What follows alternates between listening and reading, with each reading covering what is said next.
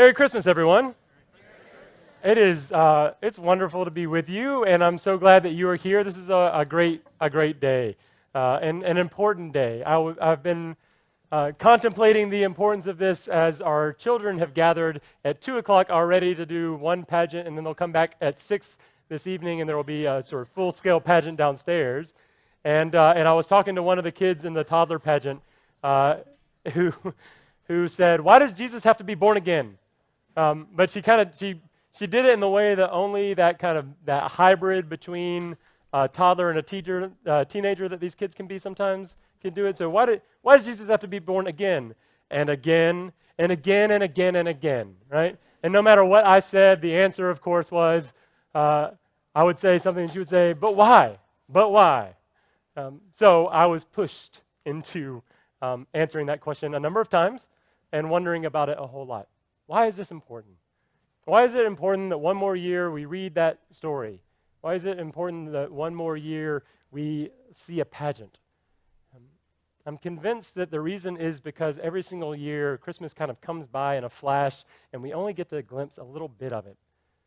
It's just a piece. It's almost like, my vision's not good, so maybe this is not a universal experience, but when you're driving just a little bit too fast at night and you don't quite see that not the red light, that would be awful, the street sign, and it just kind of, you get a little bit of information. You might know the first letter, but you don't quite get the whole street name. Christmas feels that way sometimes. We just don't quite catch everything we need to catch. So this is a new opportunity to wonder about what it is that God is trying to show us. See, everything about what we do in church is about the way that God uses ordinary, normal stuff, physical things, tangible things, to show us something extraordinary, to reveal something to us about God's own nature. It's why we have bread and wine at communion. It's why we baptize people in water. It's why there was a baby. What would God try to show us by coming into this world as an infant? What can only an infant show us? There are a lot of answers to that question. But as 2016 comes to a close, this year has colored my reading of that text, my understanding of why it needed to be an infant.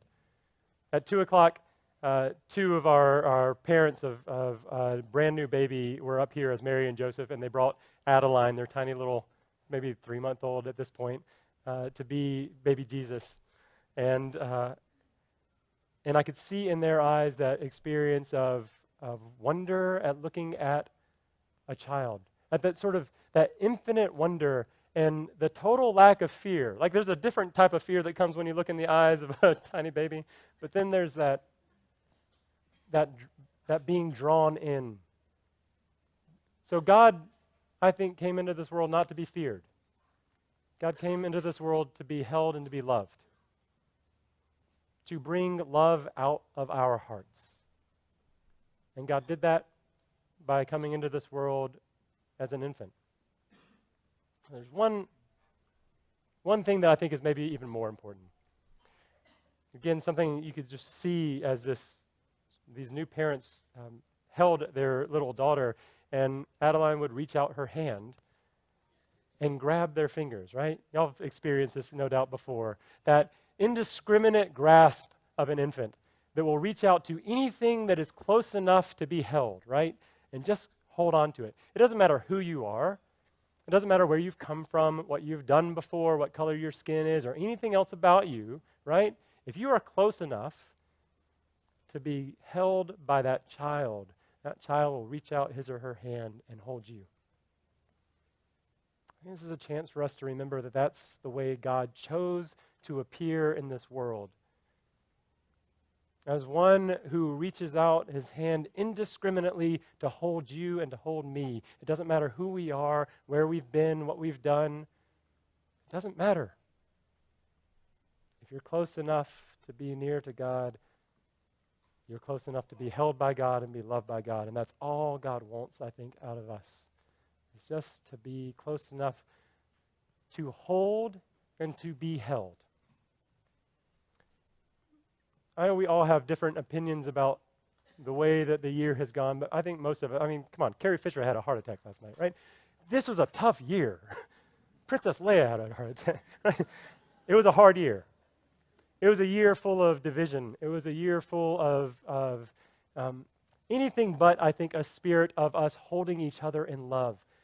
It's important for us to catch one more grasp of this story, one more glimpse, one more glance, one more chance for us to look one more time and say, look at this God that wants so desperately to hold us in love and wants us so desperately to draw near in love. And maybe that's why we need to hear the story so that we can do that a little bit better in 2017. Tonight, hold on to that story because that story can change your heart. And next year, maybe you and I can do a little bit better at reaching out our hands in indiscriminate love to hold somebody that needs to be held. Maybe you and I can draw a little bit closer to the God who wants so desperately to hold us in love. The kids today at 2 o'clock and 6 o'clock have done their part. We are doing our part in brief by being here tonight and reminding ourselves of this story. The hard work is to come. Let's not just be reminded. Christ came into this world to embody that character of God. And you and I have the same task in the year to come. Let the story hold you so that in the year to come, you might learn to share that love with others. Amen.